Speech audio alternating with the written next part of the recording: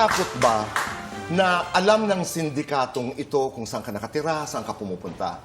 Is that a fear? Oo naman po, kasi syempre hindi lang para sa akin, para din sa pamilya ko at sa mga mahal ko sa buhay. Na kung minamanmanan man nila ako, syempre po lahat ng galaw ko, babantayan nila. Mag-iingat. Mag-iingat talaga po. Tama. Jay, doon sa sinasabi ng iba na, ano bang problema nyo? Mga lalaki naman kayo. Isang ligo lang, wala na yon. Naiinsulto ka. Para sa akin, dapat yung respect, dapat equal po, Tito Boy. Kasi yung mistakes, wala namang gender, di ba po, Tito? Tama. Oo. Public outrage. Naghahanap ka ng kampi. Bakit hindi nagagalit ang tao? Kung personally po, kung hahanap ako ng ganun, Tito, hindi ko po yan makukuha eh. So, mas gusto ko na lang po Hindi na... mo makukuha dahil lalaki ka. Dahil, opo, I mean, syempre, katulad nga po na sinabi ko, kung sa babae siguro nangyari to, iba. Kumbaga kakampi mo lahat eh. Pero kami parang lalaki, parang ang tingin nga na, kaya niya yan.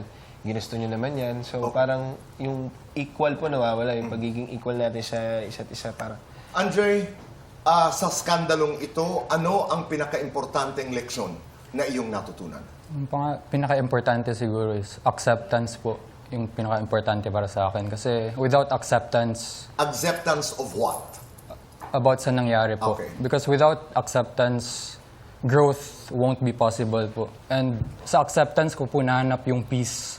At saka sa growth ko po nahanap yung purpose ko po, Tito Boy. Palagay niyo ba hindi ito makaka-apekto in the future pag nanligaw ka na sa mga girls, Ron, pag nagka-girlfriend ka, would this affect? Oo naman po, yes.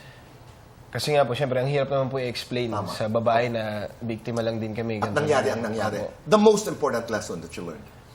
Siguro po is, katulad nga po nung sinabi niya is, sa akin po siguro pagka nagkamali ka, tanggapin mo ng buong buo. Wala ka ibang sisihin. Tama. And ask yourself kung bakit mo ginawa yun. And gawin mo yun as parang lesson na rin na huwag mo na siyang ulitin. Maraming salamat for your time. Maraming salamat for sharing your story. And do not be defined by one incident in your life. Maraming salamat. God bless you.